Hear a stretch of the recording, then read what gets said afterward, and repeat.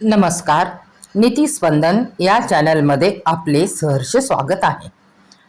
हळदी कुंकू स्वास्तिक व्रत हे अधिक मासात केले जाणारे महिलांचे सर्वाधिक अत्यंत प्रिय असे एक व्रत आहे, जे आपण आज पाहणार आहोत. आपल्या कौटुंबिक सुखासाठी, घरात सुख, समृद्धी, शांती, आरोग्य, आनंद नांदावा यासाठी सकारात्मक ऊर्जेचा प्रवाह आपल्या घरात वाढवण्यासाठी हे व्रत आवर्जून करण्याची पद्धत आहे. अधिक महिना व्रत, पूजा, पाठ, दान धर्म यासाठी अधिक महिना विशेष शुभ मानला जातो. हा महिना श्रीहरी विष्णूंना अधिक प्रिय आहे, म्हणून त्यांनी स्वतः श्रीहरी विष्णूंनी या महिन्याला पुरुषोत्तम हे नाव दिले आहे. असा हा पुरुषोत्तम मास. अधिक महिन्यात केलेल्या उपासनेचे, व्रतवैकल्याचे आपल्याला 100 पटीने अधिक फळ मिळते, प्राप्त होत असते. अधिक महिन्यात आपण जास्तीत जास्त पुण्य प्राप्तीचा लाभ घ्यावा. स्वास्तिक हे भगवान श्री विष्णूंचे आसन आणि माता लक्ष्मी देवींचे रूप मानले जाते. चंदन, कुंकू, शेंदूर, हळदीने स्वास्तिक चिन्ह बनवल्यास ग्रहदोष दूर होतात, धनलाभाचे योग बनतात. घरात स्वास्तिकचे चिन्ह बनवल्याने माता लक्ष्मी सुद्धा प्रसन्न होतात. तर कशा प्रकारे हे व्रत करतात?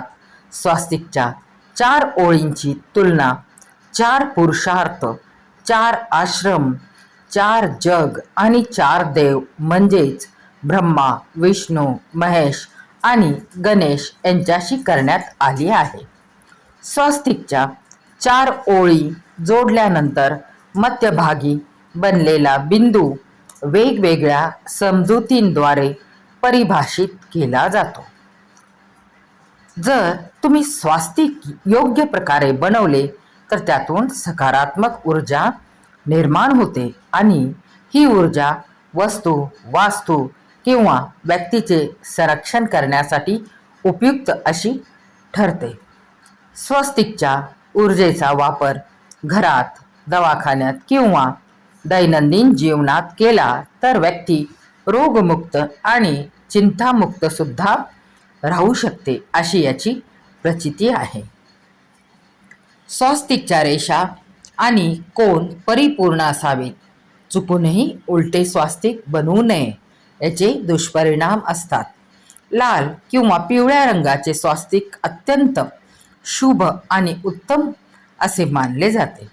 जिथे वास्तुदोष असतो तिथे घराच्या मुख्य दरवाजावर लाल रंगाचे किंवा पिवळ्या रंगाचे स्वास्तिक अवश्य लावावे. त्यामुळे सकारात्मक ऊर्जेचा प्रवाह वाढतो. वास्तूतील दोष, आयुष्यावर पडणारा नकारात्मक प्रभाव हळूहळू कमी होतो व वास्तूत जीवनात सकारात्मक असा प्रवाह वाढायला लागतो. स्वास्तिक व्रताचे लाभ काय, कसे, कोणते? हे व्यक्तीच्या जीवनात वास्तूत नकारात्मक ऊर्जा जास्ती आहे, घरात सुख शांती एकोपा नाही, आर्थिक अडचणी, आजारपण, कष्टाला मेहनतीची साथ मिळत नाही, नशिबाची साथ मिळत नाही, घरात सुख समृद्धी, धनधान्य, बरकत यावी यासाठी, यशप्राप्तीसाठी प्रत्येक जण हे व्रत करू शकतो. आपल्या घरातील कोणत्याही एका महिलेने हळदी कुंकवाचे हे व्रत केले तरी देखील चालते. संकल्पयुक्त हे व्रत करायचे आहे. 17 मे रविवार 2026 पासून या व्रताला सुरुवात करू शकता. संपूर्ण महिनाभर हे व्रत करावे. या व्रतामध्ये उपवास करण्याची आवश्यकता अजिबात नसते. 17 मेला या व्रताचा संकल्प करून या व्रताला सुरुवात करू शकता. देवघरासमोर किंवा तुळशीसमोर हे व्रत करू शकता. आपण हे स्वास्तिक व्रत करताना सकाळी लवकर उठून स्नान करावे, स्वच्छ वस्त्र परिधान करावे, शक्यतो तर काळ्या रंगाचे वस्त्र घालू नये. देवघरात तुळशीजवळ पूजा करावी. ती कशा प्रकारे? तर स्वच्छ सकाळी आंघोळ वगैरे करून पूजेला प्रारंभ करावा. आपला मुख्य दरवाजा, उंबरठा आपल्याला स्वच्छ करून या व्रताला सुरुवात करायची आहे. व्रत करण्यापूर्वी संकल्प करावा. यामुळे व्रताचे फळ आपल्याला कित्येक पटीने अधिक मिळत असते. सर्वप्रथम आसनावर बसावे. संकल्प करण्यास सुरुवात करावी. संकल्पासाठी आपल्याला उजव्या हातामध्ये पाणी घ्यायचे आहे. त्यानंतर त्यात हळदी, कुंकू, अक्षता, फुले टाकायचे आहे आणि म्हणायचे, अधिक महिन्यात मी स्वस्तिक व्रत करणार आहे. हे व्रत माझ्याकडून निर्विघ्नपणे पार पडू दे. आमच्या घरात सुख समृद्धी नांदू दे. असे म्हणून हातातील पाणी खाली तामणामध्ये म्हणजेच ताटामध्ये सोडावे. आता एक पाट घ्यावा. देवासमोर, देवघराच्या बाजूला तुळशीसमोर हा पाट ठेवावा. तेथे दिवा लावावा. देवतेच्या साक्षीने व्रताला सुरुवात करावी. एका वाटीत हळद व एका वाटीत कुंकू घ्या. गंगाजल किंवा गुलाबजलाने किंवा साध्या पाण्याने ते ओले करा. पाटावरती हळदीचे एक व कुंकवाचे एक असे स्वस्तिक काढायचे आहे. स्वस्तिक मध्ये 4 बिंदू द्यावे. दोन्ही बाजूला 2-2 उभ्या रेषा द्याव्यात. बाजूच्या ज्या रेषा आहेत त्या खालून वर काढाव्यात. त्यानंतर स्वस्तिक काढत असताना सुद्धा आपल्याला ज्या रेषा आहेत त्या बाजूने म्हणजे बाहेरील बाजूने आतील बाजूला अशा प्रकारे काढाव्यात. योग्य पद्धतीने स्वस्तिक चिन्ह काढले तर त्याचा लाभ आपल्याला अवश्य होतो. आता जर आपल्याला हळदी कुंकवाचा स्वस्तिक काढणे शक्य नसेल तर त्या पाटावरती आपण रांगोळीने देखील स्वस्तिक काढावा. नंतर त्यावरती हळदी कुंकू व्हावे. रांगोळीने स्वस्तिक काढणार असाल तर एकच स्वस्तिक काढावा. पहिल्या दिवशी ज्या वस्तूने स्वस्तिक काढणार आहात त्याच गोष्टी किंवा वस्तूने संपूर्ण व्रत होईपर्यंत स्वस्तिक काढावयाचे आहेत. स्वस्तिक चिन्ह काढल्यावर आपल्याला याची पूजा देखील करायची असते. ती कशी? तर आता पाहूया आपण. या स्वस्तिक चिन्हाला हळदी, कुंकू, अक्षता, फुले, धूप, दीप अर्पण करावा. नैवेद्य दाखवावा. देवासारखीच स्वस्तिकची पूजा करायची आहे. मुख्य दरवाजावर ओल्या हळदी किंवा कुंकवाचे स्वस्तिक काढावे. हे अत्यंत शुभ मानले जाते.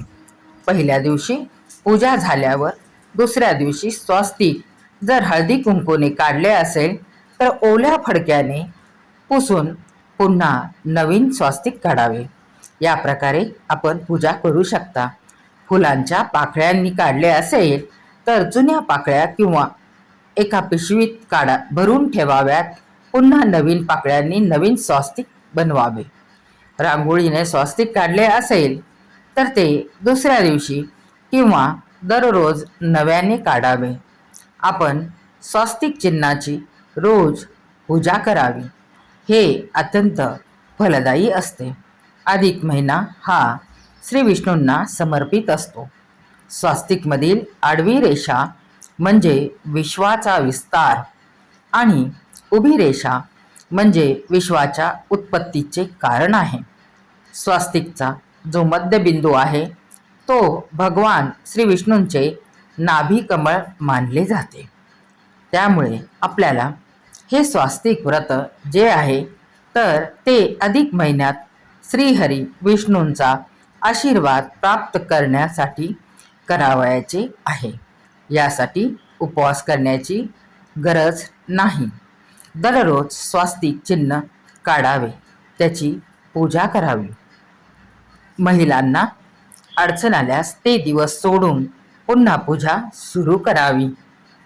अशा प्रकारे नाहीतर घरातील दुसऱ्या व्यक्तीने तोपर्यंत पूजा केली तरी देखील चालू शकते. सुतक असेल तर मात्र कोणालाही पूजा करता येणार नाही. पूजा वर्ज्य करावी लागेल. उद्यापनाच्या दिवशी म्हणजे अधिक महिन्याच्या शेवटच्या दिवशी एखाद्या सौभाग्यवतीला घरी बोलावून तिचे पाय धुवावे. पायावरती कुंकवाने स्वस्तिक काढावे. त्या स्वस्तिकाची पूजा करावी. हळदी कुंकू व्हावे. त्या सवाष्णाची हळदी कुंकू लावून औक्षण करावे. तिला गोड प्रसाद म्हणून मिठाई, बत्ताशे, अनारसे यापैकी एखादी वस्तू देऊ शकता. आपण त्यांना जेवणही देऊ शकता. हळदी कुंकवाचा करंडा वाण म्हणून देता येईल. गजरा, फूल, खणाने, नारळाने भरलेली ओढणी द्यावी. या प्रकारे आपण उद्यापन करू शकतो. धन्यवाद.